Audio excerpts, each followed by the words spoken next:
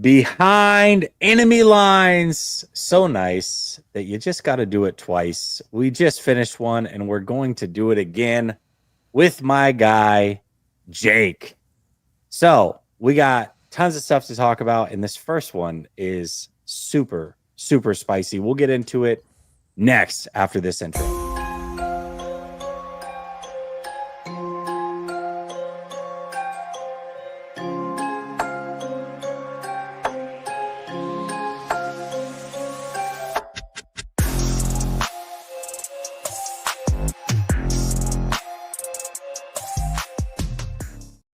All right. Welcome back to Last Second Sports, where we are giving you our take down to the last second. And as I said, it's behind enemy lines night yet again. And I got my guy, Jake, with me. What's up, Jake?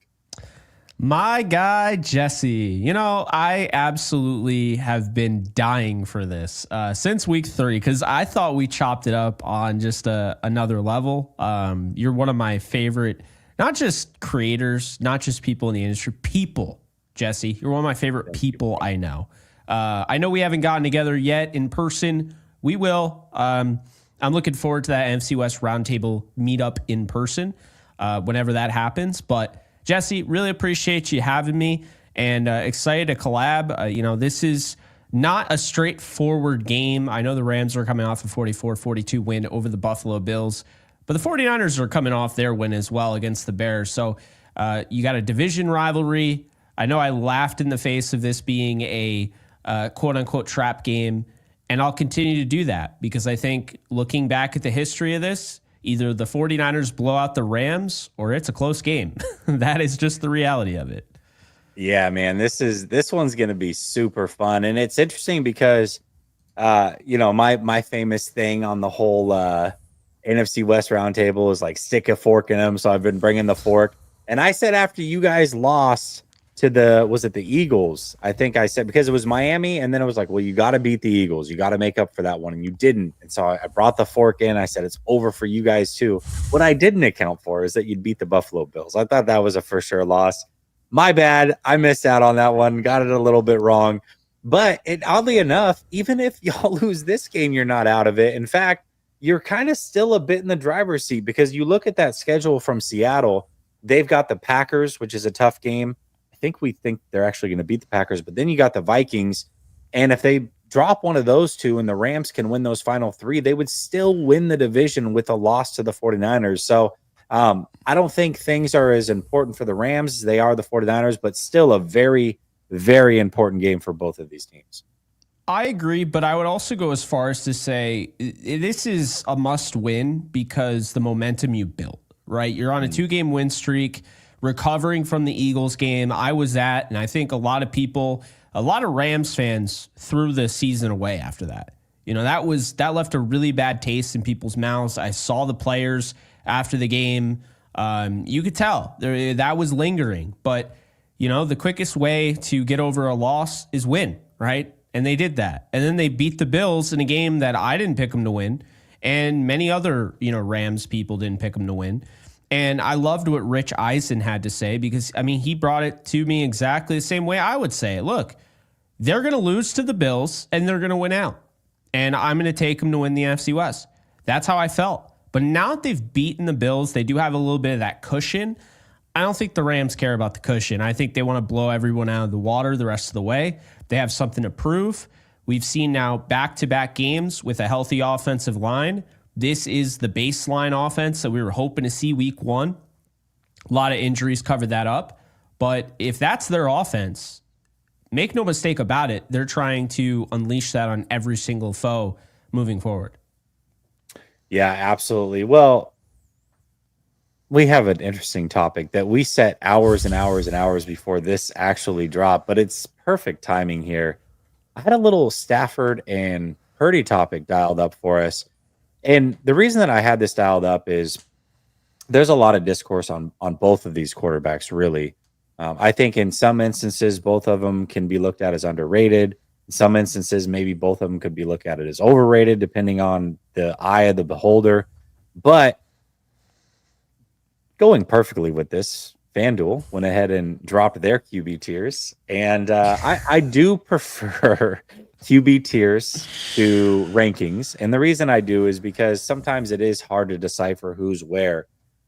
This thing is all over the place. I appreciate the fact that maybe they're trying to go off of just this year. But if you're going off of this year, I don't understand how guys like Love can be in tier 2 and even Mahomes can be in tier 2. This whole thing's all over the place. But they've got Purdy and Stafford right there together in the same tier, Jake. And I'll say this, obviously doing 49er content, there's a big segment of the 49ers fan base that has almost no respect for Stafford. They think he's overrated. They don't understand why the other segment of the fan base thinks that he's an elite quarterback. I fall into that segment where I think he's an elite quarterback. They don't get it. And if he throws like a pick against the 49ers and they lose, they're going to jump all over it. But then on the flip side, they think that Purdy is elite and we should pay him all the money in the world. And it's just interesting, the takes that between this fan base that come down to Stafford and Purdy. I know where you kind of lie on both these guys. You think Purdy's underrated, very good player, but also, maybe not living up to expectation this year. And you do think Stafford is elite. So first of all, what do you think about these tiers? And then just what is the discourse, would you say, over in Rams land when it comes to these two quarterbacks? You're muted, I think. I heard you clicking around, but now I can't hear you. This is why we were late, guys. We're having technical difficulties with Jake's mic. I don't know what's going on. Nope.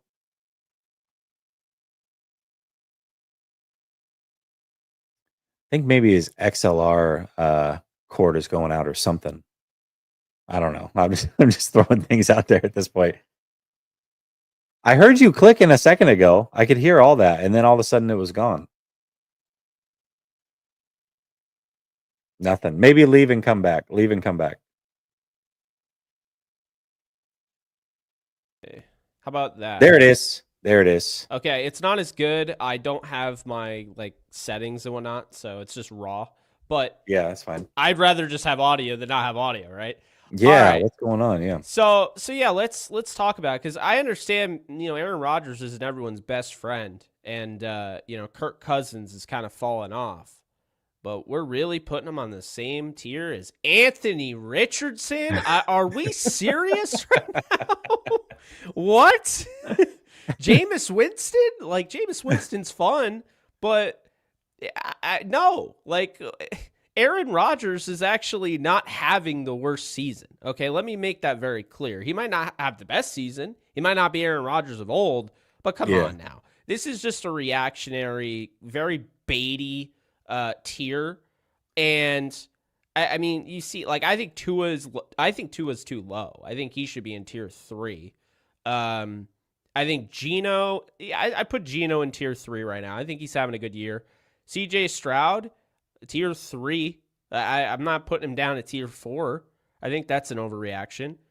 Kyler Murray, Bryce Young. Bryce Young's playing really well the last, say, 4 or 5 games. But that's a little bit of an overreaction to a small sample. I'd still have him in tier 5, right? Until he can show and work his way up. And I really like Anthony Richardson, but for the love of God, I mean, he needs to be in tier 6. He's proven 0. Nothing. Yeah, I agree. So, but yeah, you asked me up the tier list, and I saw that, and I was like, I had to comment. I think Stafford on the same level as Wilson, Baker, Daniels, Darnold, and Purdy. Statistically, I understand where they're going from, but you have to just ignore the stats for a second. Stafford is doing things on a football field that only the top guys on tier 1, and honestly, only one of those guys on tier 1 is doing consistently. I said it on the roundtable. I've said it now the whole week. The 2 best quarterbacks that should be in tier 1, I might even put Josh Allen in his own tier, to be honest with you. But the 2 best quarterbacks right now in the league, as it stands right now, Jesse, I'm not saying for the next 5 years or whatever, it's Josh Allen and Matthew Stafford in that order. Matthew Stafford is a better quarterback than Lamar Jackson, and I love Lamar, but he is. He's a better quarterback than Joe Burrow. I love Joe Burrow, but he's a better quarterback than Joe Burrow. He's better than Patrick Mahomes right now. Is he better than Patrick Mahomes over the scope of a season or 2 seasons? No. But right now, the way Stafford is playing, the only one who's better than him is the guy that had 6 touchdowns in a game and lost. And that's Josh Allen.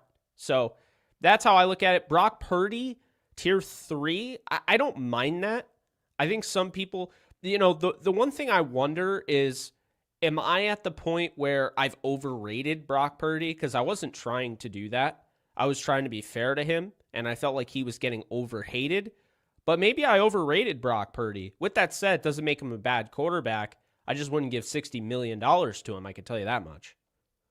Well, and I think, I mean, if this is just off of this year and in this moment, I mean, and they're going off of stats, honestly, Sam Darnold, tier 3 should be probably tier 2, right? I mean, the way he's playing, absolutely. you look statistically, he's up there. And so, and the Jordan Love, I really don't understand it. I think Jordan Love is a phenomenal talent. I really do. But man, he does not protect the football whatsoever. And he's gotten a little bit better with it. But even then, it's like, I would say he's gotten almost more lucky than anything. Against us, he could have thrown easily 3 picks. He put it right in our chest, 3 different times. He just turns the ball over way too much for me.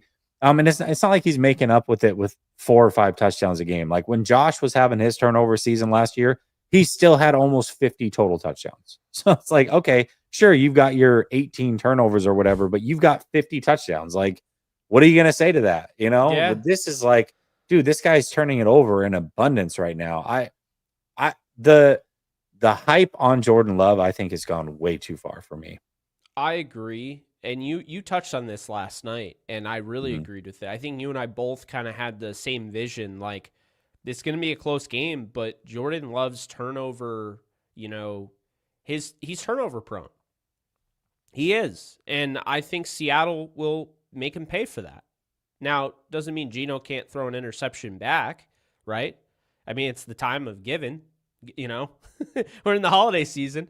But all jokes aside, I think the Seattle Seahawks are going to win that game because I think Jordan Love is too chaotic with the football. Yeah, I think so as well. Listen, Caleb, I think the world of Stafford, this is going a bit too far. I mean, far for me. He's on the borderline. I think he needs another ring for people to start giving him that level of credit, but he's on the borderline. I mean, he's definitely top 15 all time, I would say. From a talent perspective, he could be higher, but yeah, I would have to sit down and really think about that right now. I wouldn't be able to be like, yeah, he's definitely, because I'm not going to do that. I'm not going to say, yeah, he's top 10 all time. Well, who are the other 9? If I can't name the other 9, that's the rule. That's the rule, Jesse. If you can't name the other 9, write that in there, then you don't know what you're talking about.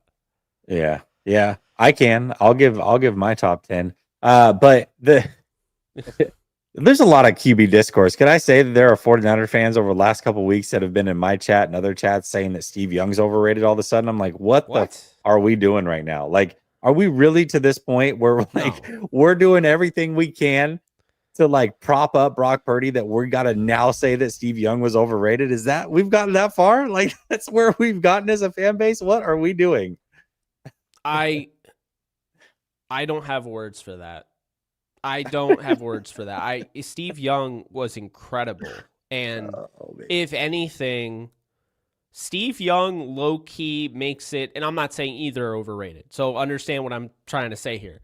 Steve Young makes it so it's as if Joe Montana would look overrated. Not Steve Young. Steve Young came in and did exactly what Joe Montana did, right? Like, basically. I mean, he ran the offense perfectly. So, and he added that, mobility element. So the last thing I'm going to do, Jesse, is say that he's overrated. That's the last thing I'm going to do. Yeah, man, I that one got me. But we both agree, right? In this moment, we're taking Stafford over Purdy, right? Yeah, no, absolutely. But I think Purdy with fully healthy weapons, a fully healthy offensive line, and I think he goes back to being in that top 10. The way he's playing and the statistics would prove that. So, Yeah, absolutely, man. It's volatile. It really is a week to week league. I think when I started the season out, I had Purdy right at 10. And I said, hey, that to me, there's a possibility he can go up to 8 realistically.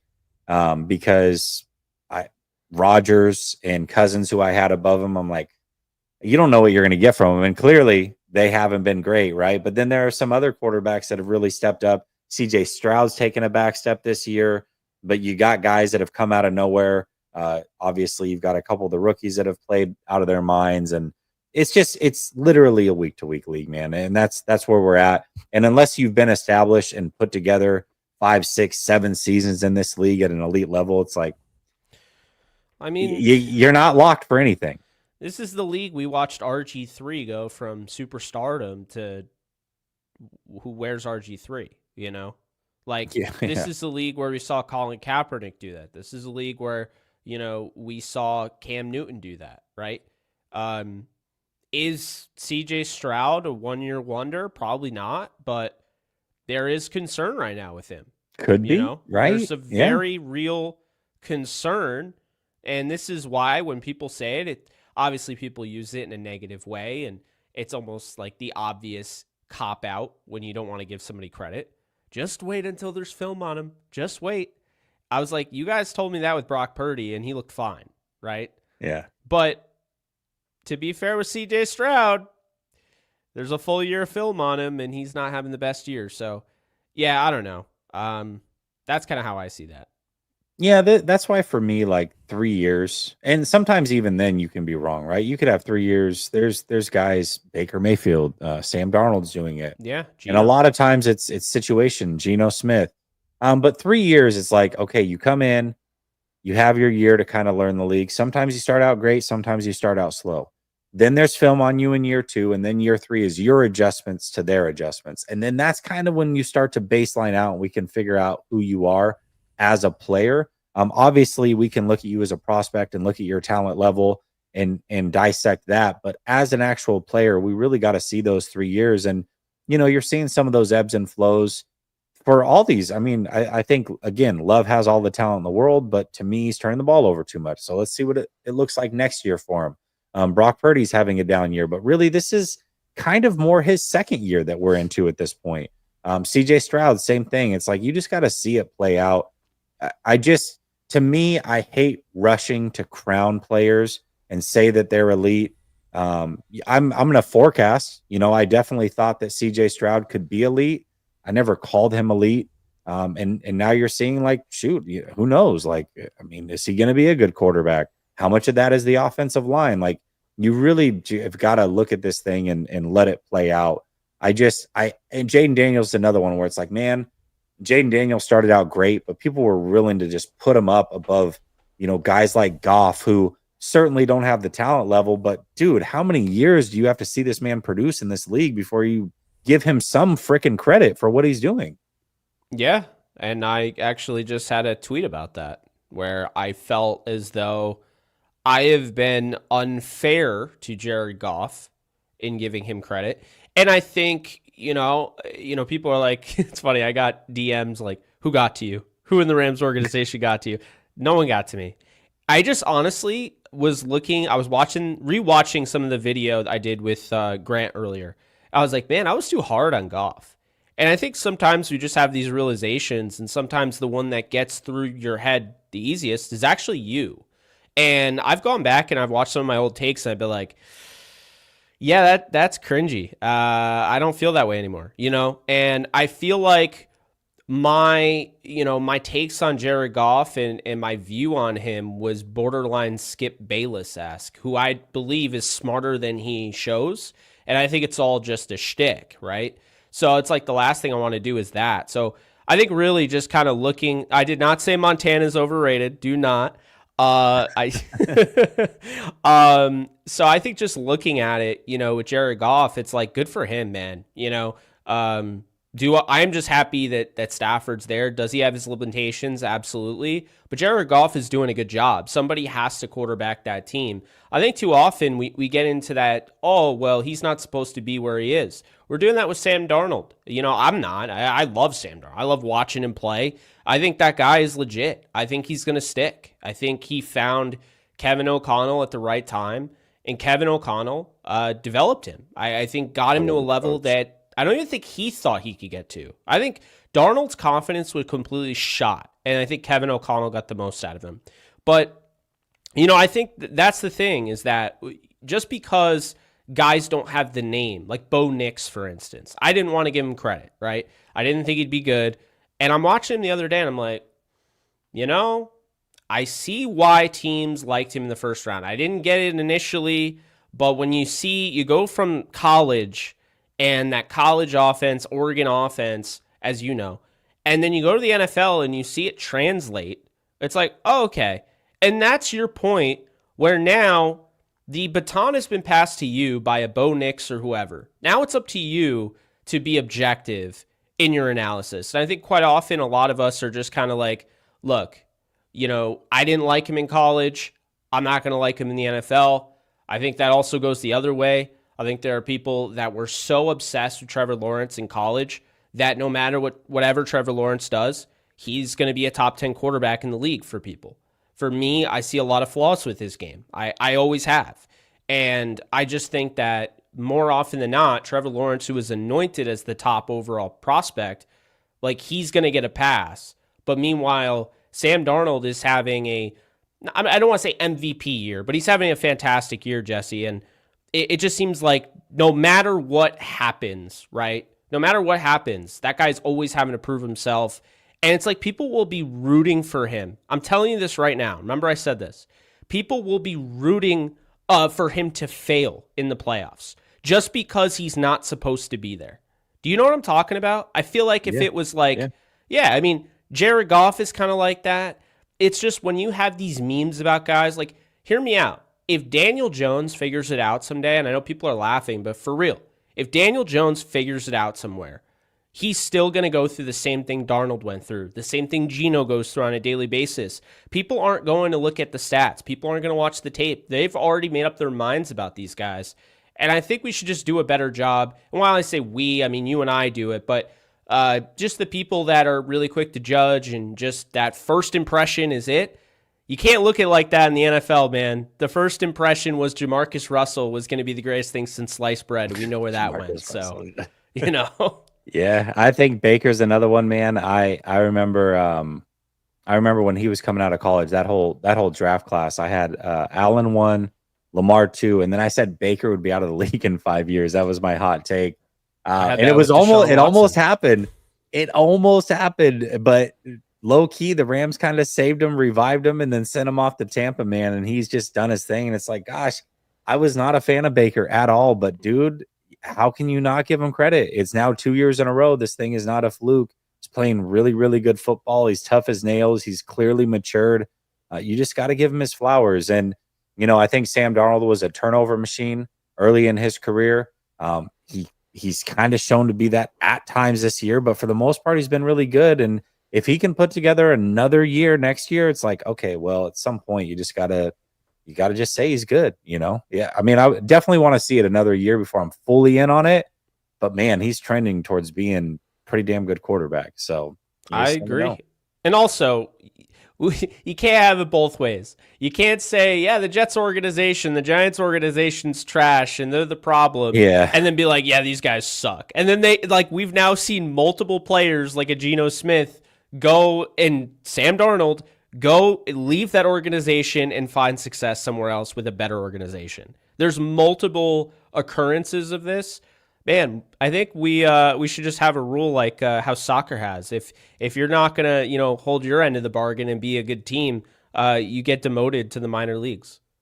I think that would be so fantastic. Could you imagine last place team gets booted and has to get relegated to some G League style? That would be fantastic if that actually existed. That would be great. The live streams of people covering that. All right, our team literally has to win this weekend or we're out of the NFL. It'd be so good. It'd be so good. Oh my gosh, I would love that, man. Although I don't know that I would have loved it back when the 49ers weren't so good. But Yeah. but I think what the point is that there's only like 4, 5, sometimes 6 guys that probably transcend the position, and it doesn't really matter the situation you put them in. They're going to show through. They're going to be elite. They can play at a high level. Not most quarterbacks are not that. Most quarterbacks fit into they're either not good and shouldn't be starting, or you know what? They're good if everything around them is good. They can play really good football, and that's what that's what you're seeing with Gino and Sam and Baker, Brock, Tua, like a lot of these guys, Goff. So if things are great around them, man, they can execute at a high level. And there are guys that can't even do that. So it's not like a knock against them. It just means that they can't carry the way that a Josh Allen, a Patrick Mahomes, and some of these other guys can. It's just the reality. So, no, that's a great way to put it. And that's where I think the tiers would be better served than just having tier 1, tier 2, tier 3. Actually, like, label them. Like, this is, in a way, right? Like, just elite. What does elite mean? It means I put him on the Browns, I put him on the Chiefs, I put him on whoever, and he is going to succeed no matter what, right? And then to me, a great quarterback is somebody that needs a little help, but for the most part, if I put him on almost any team, I would expect good things. A good quarterback is somebody that is likely going to need to stay in the same location, but could maybe surprise people and work in some different opportunities. An average quarterback is going to need all the help in the world, right? A poor quarterback, below average, is literally just not very good, even if you give them weapons. So, that's what I would say. Absolutely. Dave's got a lot to say. He says, Jake, give me 5 minutes of walking. You could do it. Wrong guess. He's not our walking guy. So funny. I don't even know how I would be able to do that. Like, my voice wouldn't even be able to do what he does. Brandon's so good at it, though, dude. It's so good. funny. And not only that, but he also comes up with like the craziest ish on the fly. It's really good. Dave says, takes 5 minutes to spell Jake's name. Can you really? Yeah. To spell Jake's name. You can't ever expect him to wrap things up quickly, guys. So enjoy it all. Jake is knowledgeable and laughs at his own misfortune, but he can point out yours as well. Hey, thanks, Dave. Dave says, is this about Stafford being good and Purdy not? No, that's not what this is about. Dave says, is Lyle the kid in the wheelchair? Pretty bird. Dumb and Dumber take. That's good. Dave says, Lyle is the kid in the wheelchair. Holy jeez, Jesse. He's having these like just Brother Bob says Jake made more sense when his mic wasn't working. Hey, why do I never see Brother Bob in our round table anymore? He's Brother Bob's a lawyer actually in real life. So this is real life busy. Yeah. I miss you. Roger. What's up, Roger? It says one of the best parts of the season has been that I got a chance to meet both of y'all. Keep up the great content. Yeah, that's right. Dude, Roger's an awesome guy. There's a lot of awesome Rams fans. I got to say it, man. You guys were so great when I went out there. I really appreciate you. Dave says, oh, shots fired. Jake's better off. I think he's having conversations with himself via Super Chat. Him and Brother Bob are now going back and forth. Brother Bob says Jake bumped his head saying Montana was overrated. He did not say that. That is not. You go back and listen to what he said. That is not what he said. Jake, I'm writing the tweet now. This is my take. Brother Bob says, Jake, your takes tonight are super cringe. He did not say he was overrated. My gosh. This happens a lot. This happens to me a lot too, where people are like, oh, you said this. I'm like, no, I didn't say that. Dave says, always going to give you a hard time, Jake. Much respect. Appreciate you, Dave. And then Brother Bob says he meant disrespect, Jake. Perfect. And then official B&A Music wraps up, says a Gino Darnold NFC title game with AR-12 getting the Jets #1 pick would be so Jets. Yes, it would. Yes, it would. I need Sam Darnold to go to the Giants because I saw the Rams play the Giants. I think it was 2017 or 2018. And no, not at all.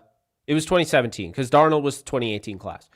So I saw multiple Giants. This is the sign of the times, Jesse. Saw multiple Giants fans wearing Darnold 10 or Darnold 13, Darnold 15, just Giants jerseys.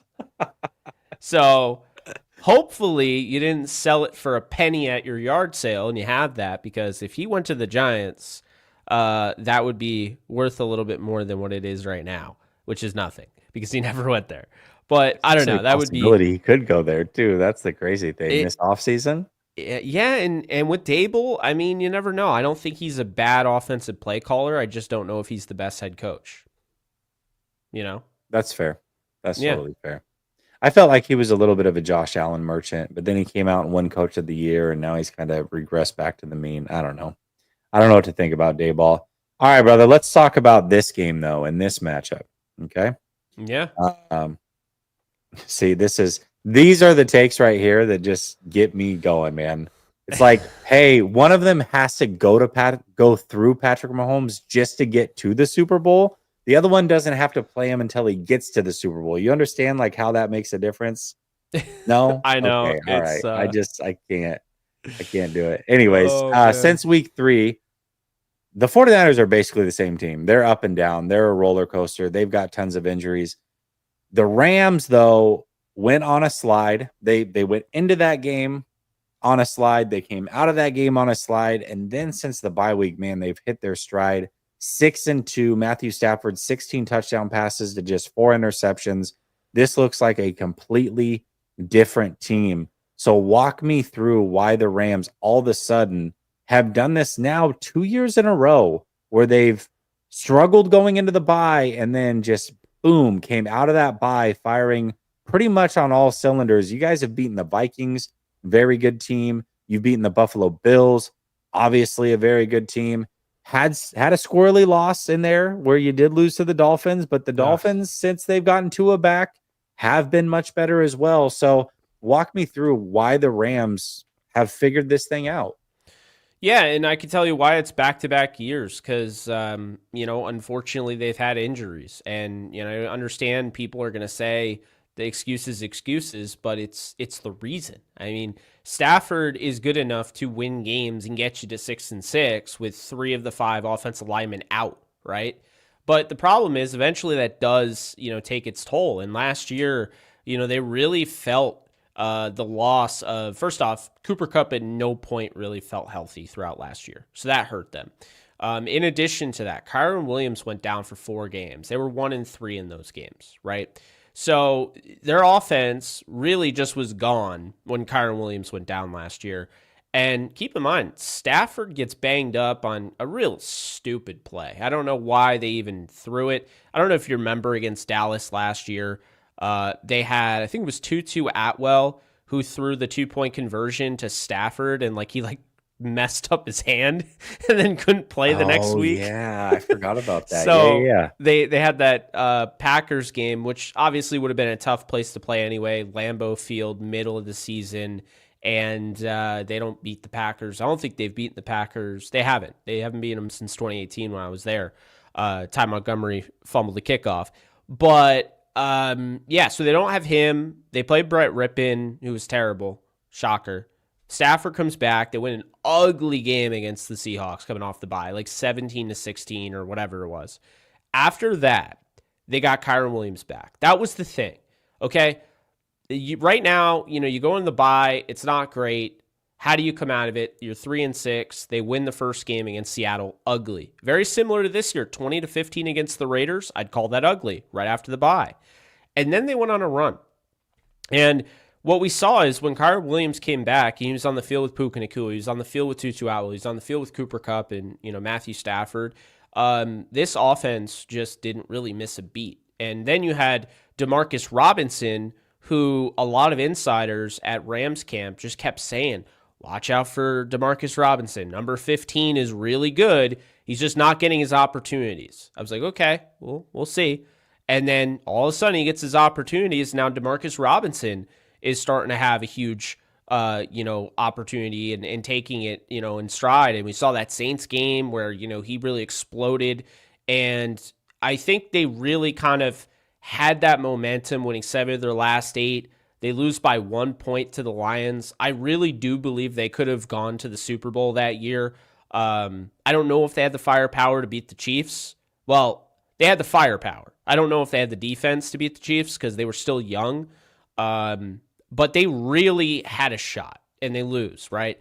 So then you go to this year, and it's like before, they even report to camp, you got season-ending injury, Darion Kendrick, and you're like, oh no. Every Rams fan knew. Once one domino falls, they all fall. So after that, you had injuries to Darius Williams, you had injuries to Trey White, you had injuries to the whole offensive line. Not even kidding. Everybody was dealing with injuries. They were using KT Leviston, their left tackle, their 7th round pick out of K-State, who has not even seen preseason games. He was practicing at left tackle. Alec Jackson wasn't healthy, and he was about to deal with a suspension that we've still never figured out what that was for. Joe Noteboom, shocker, he's always hurt. He was banged up. Jonah Jackson was banged up. Steve Avila is dealing with something. Kevin Dotson, Rob Havenstein. And then you're doing these joint practices, and everyone's like, oh boy, because the Dallas Cowboys, who by the way are not a good football team, shocker, they're bullying the Rams front, right? So everyone's like, oh, this doesn't look good. Dallas is destroying us, and I don't think Dallas is that great of a football team. And then they go to Houston, and you got Ernest Jones, who's getting absolutely owned in those one-on-ones, or the 11-on-11. And so after that, they're like, okay. And then there's just a lot of injuries they're dealing with. And then Puka Nacua goes down in the joint practice against the Chargers, and people are like, oh no. This isn't good. This is really, that's the one domino. Aside from Stafford, you've seen Puka Nacua, what he can do. If he's down, this is not good. So week 1, whether he was healthy or not, I can never tell you. I don't know for sure, but he plays. He gets hurt in the first half. So the second half, while they made a feverish comeback with a left tackle who is on the practice squad, who hasn't even seen playing time since that game, their 4th stringer, AJ Arcuri, they made the feverish comeback. They're down 17-3. They take the lead on the Lions. They send them to overtime. They lose. They run out of gas. This was kind of a sign that this is really what Matthew Stafford brings to the table. That's just the reality of it. He's going to keep you in those games that you shouldn't be in. But if you don't win those games, you can't blame Stafford. I think a lot of that was happening, Jesse, if I'm being honest with you. And so, throughout the year, it's been a lot of just handling the injuries, and they've gotten better and better at managing it. And as Sean McVay said right around the bye week, he's like, at some point or another, we got to get somebody back. And I remember you and I were texting back and forth, oh, this is the week. They're going to get Steve Avila back. Oh, nope, not that. Oh, this is the week. Nope, not that one. Oh, this is. And Sean McVay was noticeably frustrated that, hey, like, he's not going to rush these guys back, but he's like, man, you just want to get somebody back. We're just trying to hold out our own and everything.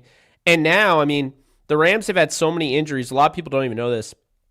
Cooper Kupp was never placed on IR. He missed 5 games. Was never placed on IR because they could not use one of those spots, right? So they have one more spot to designate somebody to return. That's it for the rest of the year. So they've been kind of holding on to that. They still don't know. They haven't been able to decide if they're going to bring back Troy Reader or John Johnson. They only have one to decide. So that's where they're at right now. But it just kind of goes to show you health has really been an issue way more than last year. And they finally got that health back, Jesse. They finally got it together. The Saints game, and people said, well, that first half, why do I care that their offensive line's healthy? They got blanked. Well, then the second half, look at it. The second half, they score 3 touchdowns in the red zone. And then they carry on that game, having the offense starting to gel, and then they put up 44, not really, but, 37 points on the Bills. And so now I'm starting to think, this is really, when I said that they would win the Super Bowl preseason, and people said I was insane, I said the big reason for that is that the defense is going to be top 15. They're going to be a defense that creates a lot of pressure. These guys are too young to realize how good they're better than what they are supposed to be, right? And then in addition to that, I thought the offense would be top 3. Well, Jesse, I saw a top 3 offense on Sunday. And if they continue that on, now we have a baseline of what they can be. they're going to be the hardest out that you could find for a team that doesn't have really the best record going into this week.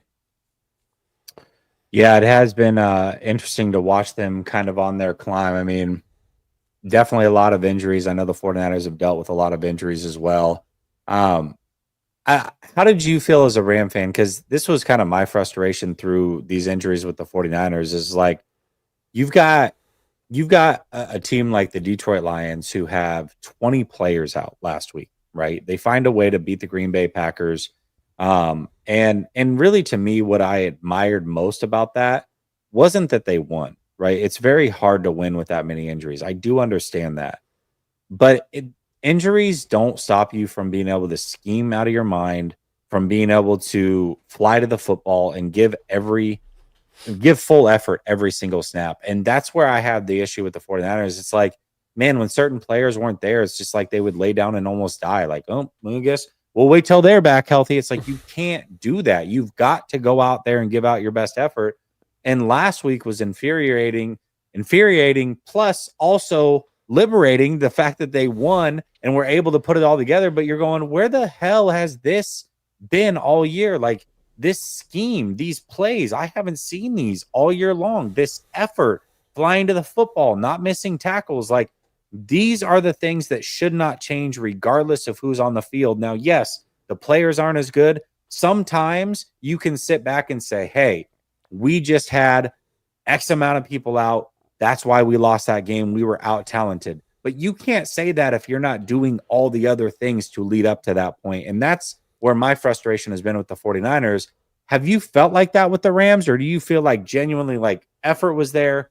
Schematically, everything was good to go. We just didn't have enough dogs in the fight. Like what is your thought about the Rams and why they were losing those games? Was it strictly injury, or were there some other things that they could have done better as well? I mean, they probably could have done some things better, but I definitely think a lot of it was injury. I just think, except for the Cardinal game where you lose 41-10 in a game that would probably never happen again, that was just so ridiculous. They missed like 20 tackles. That game really just felt like they gave up early on. It was very just not Sean McVay-like. But you're not going to see that game again in a season unless they're just really banged up and they have 17 different offensive line combinations like 2022. But that's kind of how I see it, is that this is a team that really was punching above their weight class despite the fact they're one of the youngest teams in football. They had to rely on receivers that weren't even supposed to play. They had to rely on offensive linemen. You talk about Justin Diedick, who didn't even make the 53, and now he's starting 2 games. Bo Limmer, who we've talked about many times, he wasn't supposed to start. They had a plan for him. They were going to slowly develop him, and now all of a sudden he's thrown in the fire, and they prefer him over their $18 million a year player. It tells you a lot, but you kind of find out what you are as time goes on, especially dealing with adversity. And they didn't want to give up on Trey White, but they found that, these other guys were going to help out better, and they moved on. And I just think that when you have, Puka Nacua missing 6-7 games in a season, I mean, he's the best receiver on this team.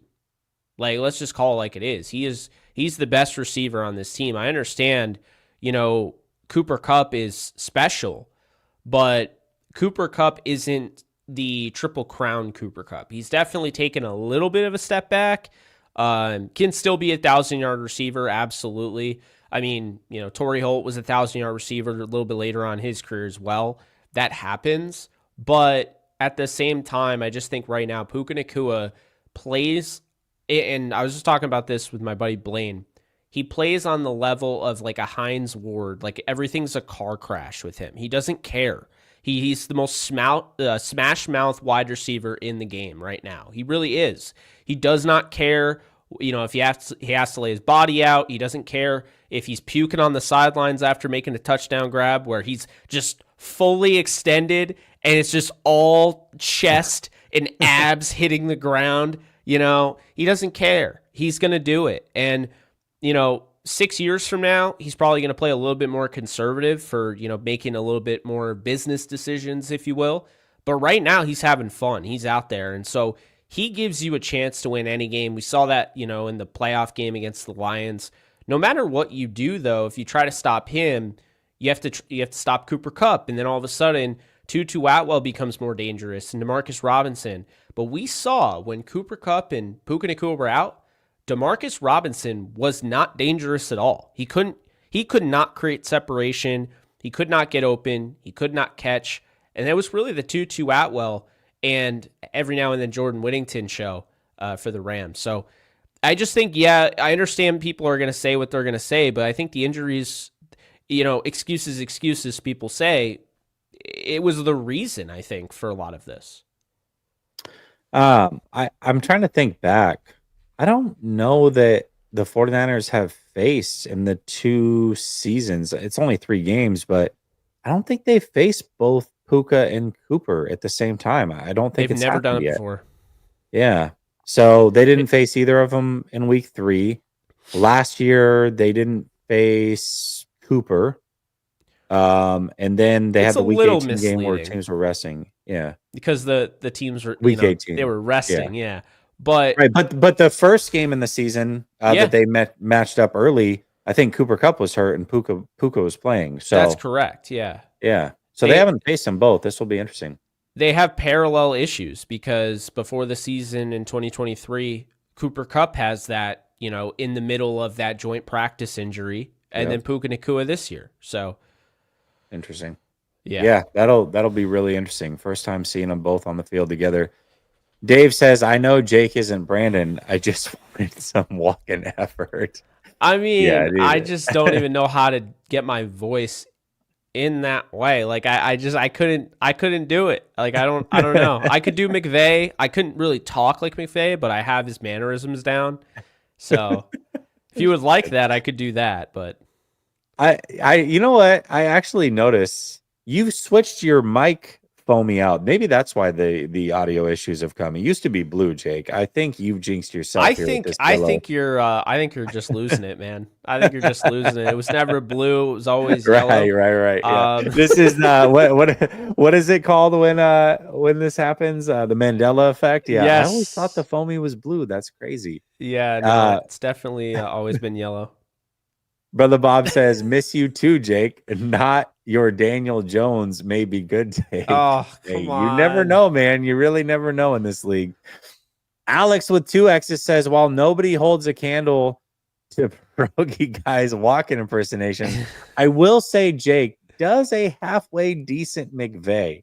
I want to see this, and I think I'll ask him to do it on the roundtable, but I got to go back and watch McVay before I do, because I have nothing to no frame of reference in my mind. I won't, you know what I mean? I can't say good or bad because I really haven't seen a lot of McVay's pressers or anything. No, I hear you. I got all of his verbiage down though. It's kind of funny. See now I'm going to go watch McVay and then I'm requesting this on the show just so you know. No Handicap says go Rams. Weiner's going to feed Debo asking for a friend. I hope not, man. I really hope not. Dave says everyone Harris the Great is here. Bow down, Harris. I did see him make an appearance in the chat. No Handicap says, sorry, Jesse. Phone auto-corrected. Niners. What was the last one he said? My bad. I don't. We gonna see Debo tomorrow playing for the Winers. Oh, yeah. Good, nice. Yeah, I'm sure that was by accident. Yeah. Dave Barclay says, Jake, any Christmas as a kid that you were home alone? No. Always had my parents around. Brother Bob says, Jake, put the fries in the bag, bro. I said put the fries in the bag. I don't even know what that means. I don't know. I heard that today, not from directed at me. That must be some meme or something. Yeah, it might be. All day, every day, Kim says, how the F are the 49ers favorited? Why? I don't understand that either, honestly. I don't know. I think it's anticipatory based on the fact the 49ers, unless you're living under a rock, the 49ers, I said this on the roundtable, I said it before we got to this week, they are going to get up for this game. They might have a letdown against they didn't against the Chicago Bears, totally killed my point. But anyway, they might not play as well against a crappy team, but you bet your ass they're going to get ready for the Rams. I mean, there's McVay and Shanahan got too much of a friend. Like they're too much frenemies to just not get up for this game. I agree. Yeah. I agree Because with that. they'll be talking about this because they get together in the off season all the time, and Sean will just continue to be like, "We swept you," like, and he will not care. Like that's what they do. They are psychos. They're both very competitive. So the photo I have on my thumbnail was the most disrespectful photo. Sean McVay after the game, the head thing. Oh my gosh, dude! With the Super Bowl trophy. No. Yeah, I didn't Photoshop that in. No, Ryan but it was the Fitzpatrick actual did that. picture where he's just got his hand on Shanahan's head. It's like, dude, he's so disrespectful. No handicap comes in. He first donated on your show, then he came in with the same joke on my show just to show me love. I appreciate you. Appreciate you. That is much love. All right, brother. Let's get into this next topic here. I want to talk about. I'm going to scrap one of these topics because we are running a little long, but I do want to get to this one here because I do think that this game has more than just this week riding on it. I look at the Rams and I look at how they've retooled this team on the fly. I think you guys, and you can correct me if I'm wrong, I think you're the second youngest team in the NFL, if I'm not mistaken. I believe so. I think the Packers are the youngest. Yeah, and then it's the Rams. So the Rams have done a great job just revamping this team on the fly and remaining competitive. Now, obviously, if Stafford goes, that could change things drastically. But in talking to you, it does sound like Stafford and Cooper Kupp will be here for at least one more year. So if that is the case and you got this young team, a lot of guys are making contributions. I'm going to throw this out at you and you tell me what you think. So to me, this game has a lot riding on it because the 49ers have owned the Rams in the regular season up to this point.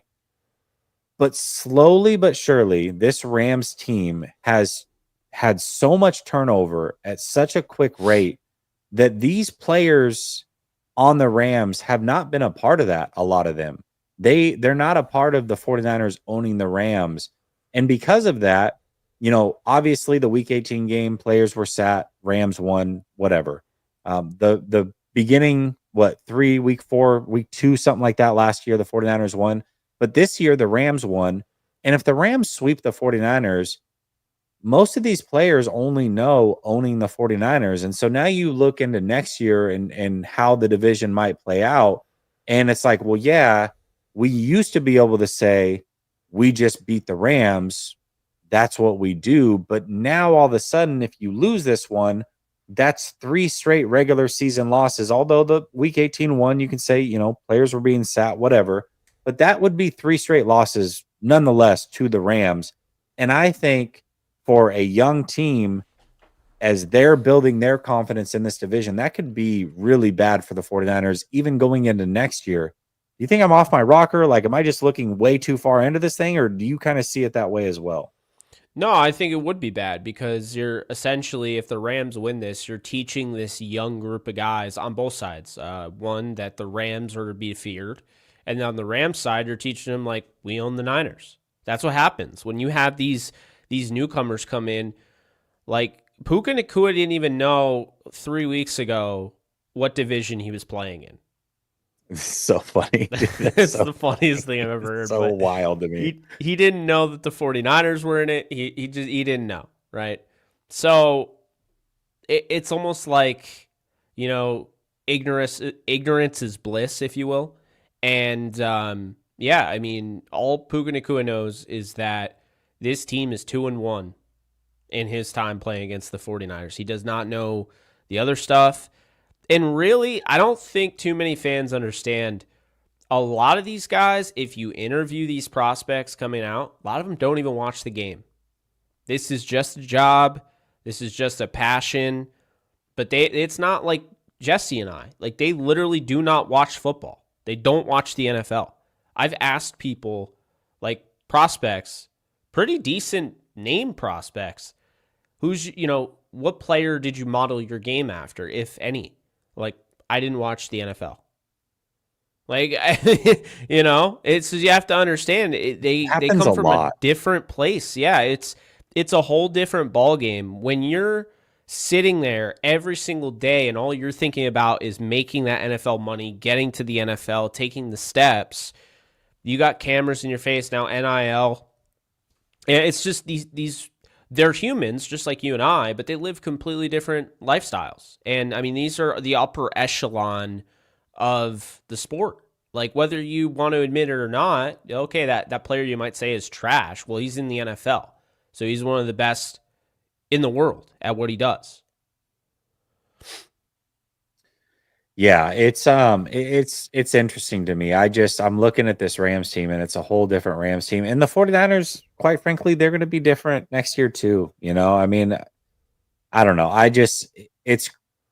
It's interesting how things can sway very, very quickly in this league. And I just think a 3-game losing streak to the Rams would be disastrous. And I think the 49ers are kind of where the Rams were at maybe 2 years ago. And that worries me, not only from the Rams side, but also the Seahawks. I'm just looking at the Seahawks, the Rams, and even the Cardinals to a certain extent. And it's like they've gotten a head start on their retools / rebuilds, while the 49ers are still at the tail end of trying to win a Super Bowl, which is great. I love all of that.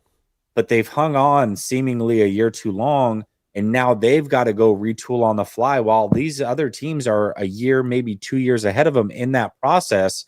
And if they're hitting on these prospects, man, what? I don't know. To me, I could see a down team for a couple of years. And that's kind of where my thought process is at. But we'll see. Hey, remember when people were saying to blow up this team and trade Stafford and Cup? And I said that this isn't over and they shouldn't be doing that. And and this whole idea that they need to blow it all up when, they've been literally rebuilding on the fly. There's not much. And this is what I try to explain to people. They can upgrade in areas for sure next year. They can get a better left tackle. They can go out and get Garrett Bowles, right? I think Bowles is having a fantastic season for the Broncos. They could go out and they could get linebacker help. They could get a corner. They could add another receiver. There are ways to upgrade this team, but they don't need to. And that's the thing, is that when people are like, oh yeah, they have needs. Well, we say this every year. Yeah, the linebackers, they could be better. We said that the year they won the Super Bowl. I mean, you have Micah Parsons, who was rooting for the Rams, and not Chandler Parsons. He was rooting for the Rams, and, he's sitting there and he's like, man, I like this team, but who's playing linebacker? I didn't even know these people. Like, he said that. And I'm pretty sure the Rams faced the Cowboys that year. How disrespectful. Oh, my gosh, dude. Yeah. Yeah, it's crazy. Jack says, will McCaffrey get an extension? They actually reworked his deal going into this season. So, essentially, he's on the team next year unless they decide they want to cut him. And I was looking at his deal. At first, I was like, yeah, they got to move on from him. But it's actually pretty favorable to where it's almost better that they move on from him in 2026. So we'll see. We'll see what happens with McCaffrey. I would expect that he's on this team next year, though. To what capacity? How great is he? That I don't know. All day, every day, Kim says McVay will give Kyle another little bro head pat. I hope not. Roger says, Jake, please have the broom ready for the NFC West roundtable next Tuesday, please. I might legitimately call in sick if that happens. And then No Handicap says, if Lyle gets fired, would McVay hire Kyle? I think Kyle would land on his feet. Something tells me Kyle would land on his feet if he was let go, for sure. He'd get a head coaching job the second it came out that he was fired. I don't know if that's the Bears. I don't know if that's the Raiders. I don't know if that's the Patriots. But he would get a head coaching job the second he was fired. Oh, man. I don't know how Kyle would do with like the Raiders and the Bears, some dysfunctional franchises. Although we were that too, so who knows? I mean, yeah, I give him a lot of credit. Over. Yeah, I give him a lot of credit too. I mean, the job he did, I'm not ignorant to the fact that he turned this franchise around. I mean, at one point you had Jim Tom Sula, who we know what he's most known for, and then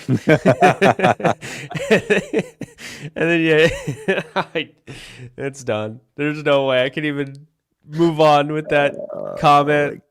dude. That whole So take, gnarly, bro. it That just was got so gnarly. just a total train wreck.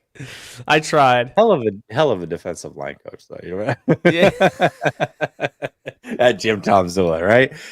Killing it in NFL Europe, I hear. All right, give me your score man. prediction, man. What do you think's gonna happen in this one? I do have the Rams winning this one, 27-24. But as I said with my last show, I have successfully predicted this game incorrectly for like the last 6 matchups. So this bodes very well for the 49ers that I'm picking the Rams right now. Pick a the bit 49ers. of a reverse jinx. So go. The Rams are going to win this thing, guys. Guarantee it. Run to the bank with it. Oh, man. 27-24. I'm sure I'll get it wrong again. Who are you picking in this one and why? Well, I think the 49ers are going to score 24 again, but I think the Rams are going to score 31, eclipsing 30 for the third time this season. I think that this is going to be a scare. I do. It's going to be a tough game. It is going to be you're going to have to change your shirt. It's going to be sweaty, right? But if you're a Rams fan, 49ers, why are you sweating? Like, you're looking at, like, 49er fans are not even looking at this game like they have a chance. They do. They absolutely do. I think the 49ers could win this game. And now I know Rams fans will be upset I said that, but it's true. Okay? It's a short week. You're coming off a 44-42 win. You have to keep the momentum going. They have more pressure than the Niners because the Niners season is on the line for sure. But at this point, is the Niners season really on the line, or are the Niners actually kind of done? Like, you know what I mean? They need a lot to go their way. Whereas the Rams, the pressure on them is that they can't really lose moving forward. I know they have that cushion that we talked about, but momentum is key in this league. And if you follow up that huge win against the Buffalo Bills and you lay an egg on national TV against your rival 49ers, I mean, that could cost you the division. They could spiral out of control. I think the Jets game is going to be close. I'll be at that game.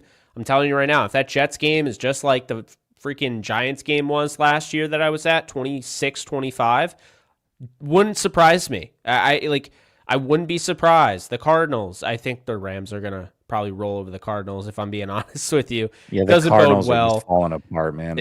It doesn't bode well for the Cardinals that the only real blowout the Rams have had all year. I mean, obviously Eagles, whatever, but a 41-10 beatdown, like, you gave them something to be pissed about. They are going to be, I feel bad for Mike. It's not going to be good. And this team doesn't blow teams out, but I might pick them to blow out the Cardinals. Week 18, though, Jesse, I think is the division. I think it's going to be a rematch for the division back in 2010 when you had Sam Bradford in his rookie year taking on clipboard Jesus Charlie Whitehurst in Seattle, and they lost. I think this year will be different. I think they'll win. But I think it's big, Jesse, because I have them winning this game. I had them winning before the Bills game. I have them winning it now. That's a lie. I had them winning before the Bills game in the middle of the season.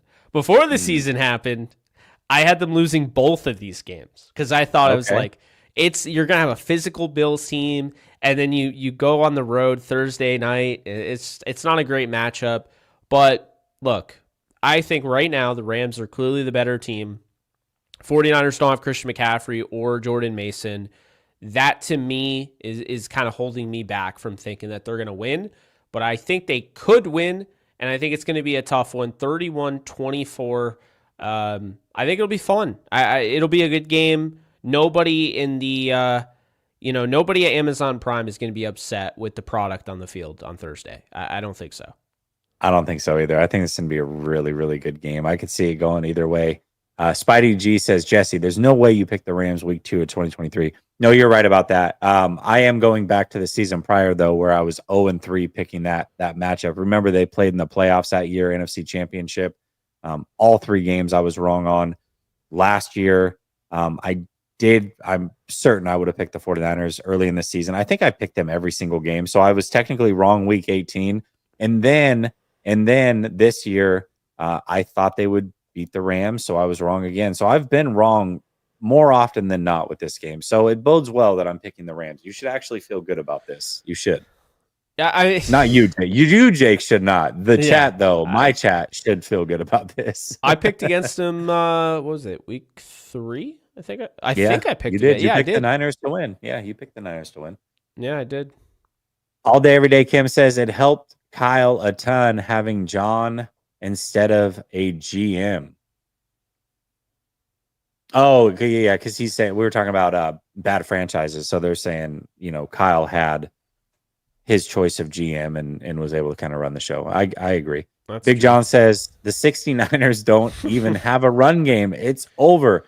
If Garendo plays, you might be surprised. Isaac Garendo is pretty dang good. So we'll see how that goes. If he finds a crease, he's as dangerous as Saquon Barkley was because he's got the speed to house it. The problem is he goes down on first contact. He's going to go down on an arm tackle, and the Rams are chomping at the bit hearing that because they're over the guys that are just bruisers that can stay up and he's been hit 4 times and he won't go. Yeah, that's the Rams are done with that. But hey, if the Rams are capable of doing that, maybe they could turn Isaac Guerrero into more than just an arm tackle guy, right? So it goes both ways, man. We'll see what ends up happening. I got a lot of respect for him. I also love Izzy Abanikanda.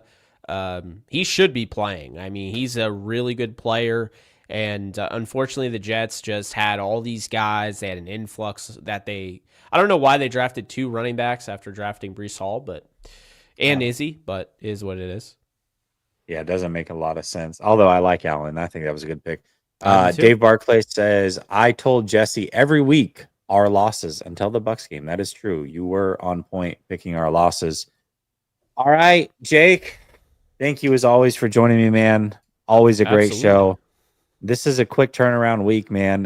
Good luck to your Rams. Not too much good luck. We'll be talking trash to each other in our group chat, and we'll see how this thing plays out, and then who has to eat crow come Tuesday. I'm curious to see. Do you bring the broom, or do I get to bring out the fork? That is the question. The broom. The broom. So we'll have to see who gets to bring their prop with them. Thank you so much for joining me. Everybody in the chat, thank you so much for being here on Jake's side and my side. Make sure you're subscribed to Jake's channel. Link will be in the description. Much love, everybody. Have a blessed night. Be back tomorrow for the post game. Peace.